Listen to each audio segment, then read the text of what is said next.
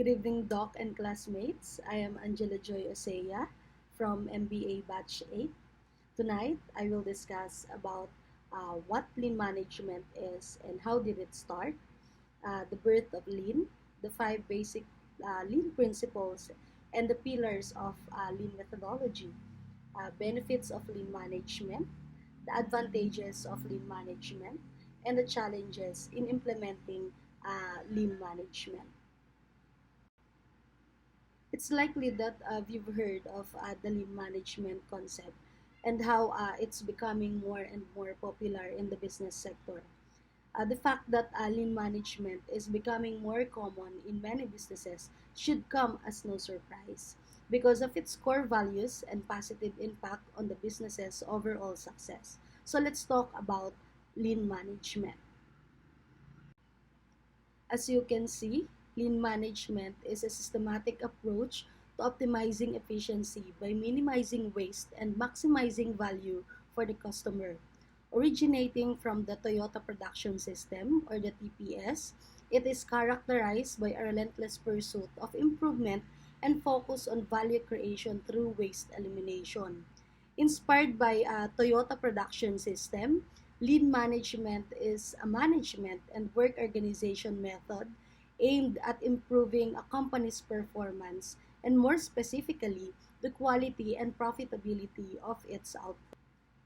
Formalized by American researchers at the Massachusetts Institute of Technology, lean management is an English expression with a significant keyword lean in effect means no frills. This echoes the idea of reducing something to the essential of removing unnecessary, which forms the basis of this method.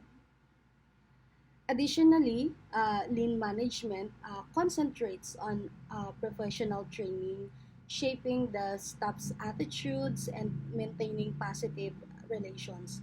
The main goal of lean management is to improve efficiency and effectiveness by reducing the time spent of non-value adding activities and optimizing the flow of work. Such waste in lean can include overproduction, waiting time, unnecessary transportation, excess inventory, unnecessary processing, and defects. The lean concept is successfully applied to any business or production process from manufacturing to healthcare, engineering, and software development. Before we start with the lean basic principles, we need to realize that the lean methodology is about continuously improving work processes, purposes, and people. Instead of holding total control of work and keeping the spotlight, lean management encourages shared responsibility and shared leadership.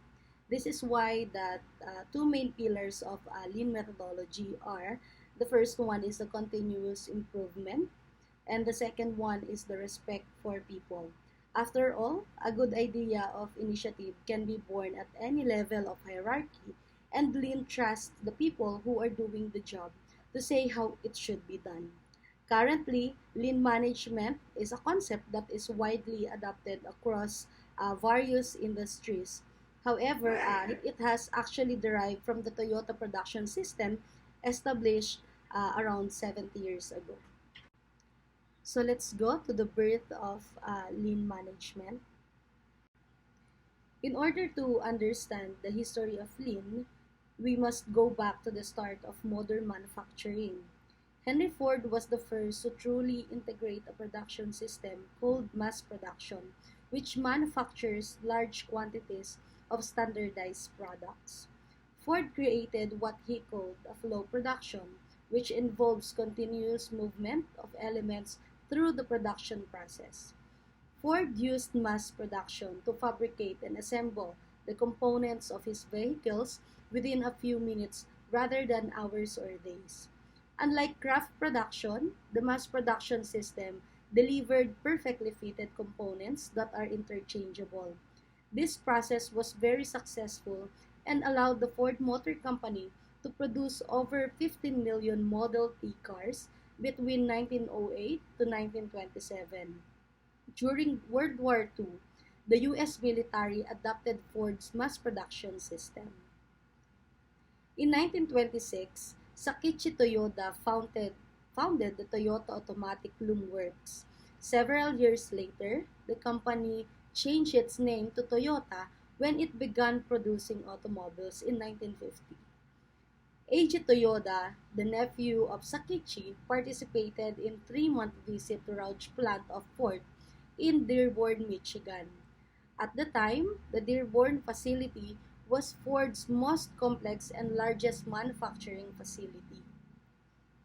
After studying Ford's production system, Eiji Toyoda understood that the mass production system employed by Ford could not be used by Toyota. The Japanese market was too small and diverse for mass production. The customers' requirements ranged from compact cars to the most luxurious vehicles. Ford's mass production system focused on the amount of production instead of customers' voice. Toyota collaborated with Taichi Ono to develop a new means of production. They concluded that through right-sizing machine for the actual required volume and introducing self-monitoring machines, they can make products faster, lower in cost, higher in quality, and most importantly, higher in variety. Ono faced the challenge of trading off between productivity and quality. His experiments led to the development of several novel ideas that became known as the Toyota production system. Lean is a label to describe the way Toyota Motor Manufacturing operates its supply chain and factories. Toyota's model was distinctively different from what Western companies did at that time and became known as Toyota's production system. The Toyota Production System, or the TPS, was established based on two concepts. The first is called Jidoka, which can loosely be translated as automation with a human touch, which means that when a problem occurs, the equipment stops immediately, preventing defective products from being produced. So with Jidoka, the equipment stops when a problem arises. This allows a single worker to visually monitor and efficiently control many machines. As problem arose, the workers must solve them right away, otherwise the whole production line stops. This brings problems to the surface and promotes identifying and resolving problems at their root causes. So the second is the concept of just in time, in which each process produces only what is needed by the next process in a continuous flow. So the idea behind just in time is simple. Make only what is needed, when it is needed, and the amount needed. Using just in time, Toyota is able to produce high quality products efficiently through the elimination of waste. Based on the basic philosophies of Jidoka and just-in-time, the Toyota production system can efficiently and quickly produce products of sound quality, one at a time, that fully satisfy customer requirements. So let's go to the five basic principles of lean management, which we will need to create a lean system. The five principles of building an efficient lean management process include identifying value, mapping how value is created, creating a flow, establishing a pull system, and always seeking improvement. To better understand each of the five lean management principles and succeed in your lean transformation, let's dive deeper and recognize the core of each principle. Number one is identifying value. To better understand the first principle of defining customer value, it is important to understand what value is. Value is what the customer is willing to pay for. It is paramount to discover the actual or latent needs of the customer. Sometimes customer may not know what they want or unable to articulate it. This is especially common when it comes to novel products or technologies. There are many techniques such as interviews, surveys, demographic information, and web analytics that can help you decipher and discover what customers find valuable. By using these qualitative and quantitative techniques, you can uncover what customers want, how they want the product or service to be delivered, and the price that they afford.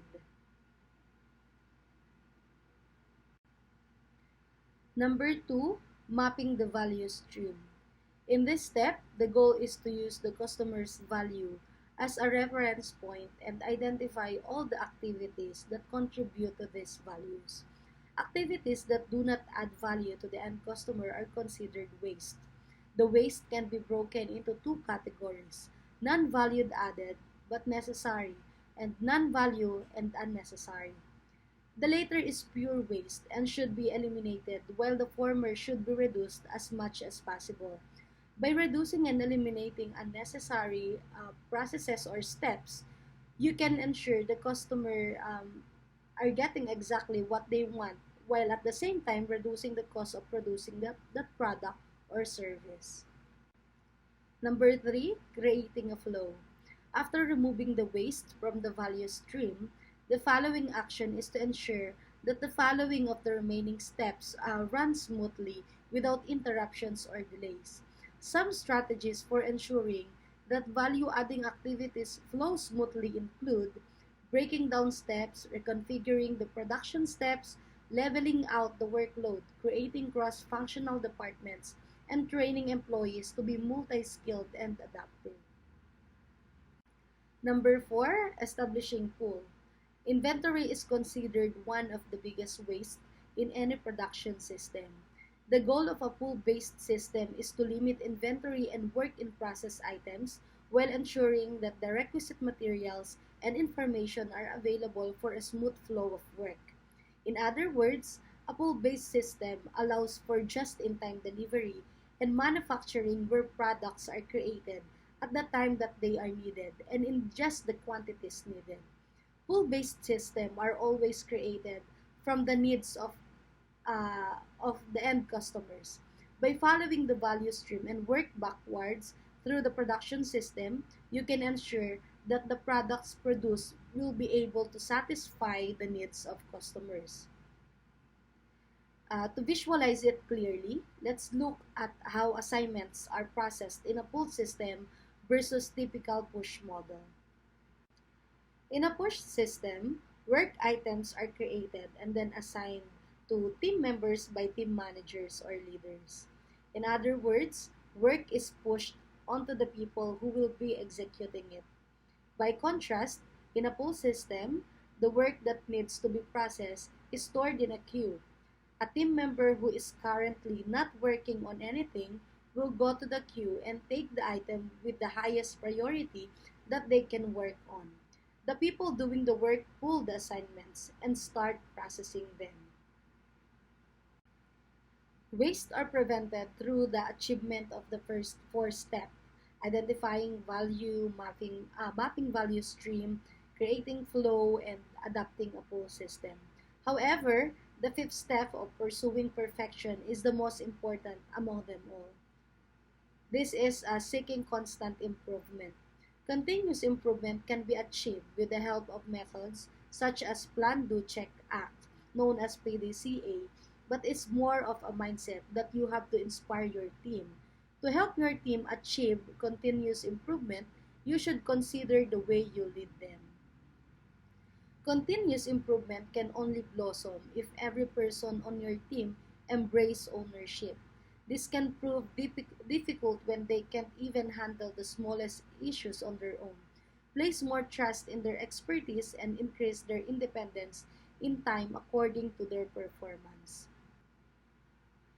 By doing this, a good start would be to incorporate the lean practice of the daily stand-up meeting where you can keep them accountable. During the short and concise meeting, every person explains what they've done during the previous day, what they intend to do today, and if there are any obstacles in their way. Besides applying of the five principles of lean, you also have the responsibility to enlighten your team and help them understand why each one of the lean principle is important with the goal of embracing them as a culture. So let's go to the benefits of lean management. The first one is waste reduction. By focusing on value-added processes, lean management minimizes waste. Cost savings. Reduced waste leads to cost savings in materials, labor, and overhead. Third one is increased productivity. Streamlined processes and improved workflows enhance productivity.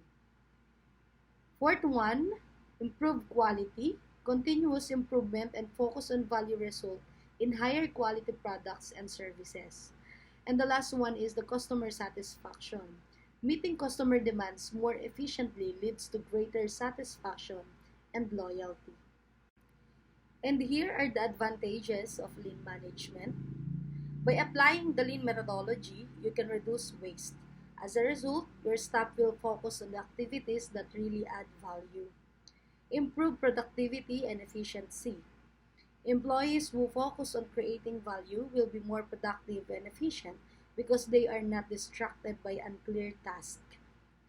A smarter process. By establishing an attraction system, you can provide work only if there is a real demand. Better use of resources. By basing your production on actual demand, you can use only the resources you need, thus avoiding waste. And here are some challenges in implementing lean management. The first one is the cultural change. Lean requires a shift in mindset and culture, which can be difficult to achieve. The second one is resistance to change. Employees and management may resist new processes and methodologies. The last one is sustainability. Maintaining continuous improvement over the long term can be challenging. And this is the end of my report about the lean management. I hope you found this presentation informative, useful, and insightful. Thank you.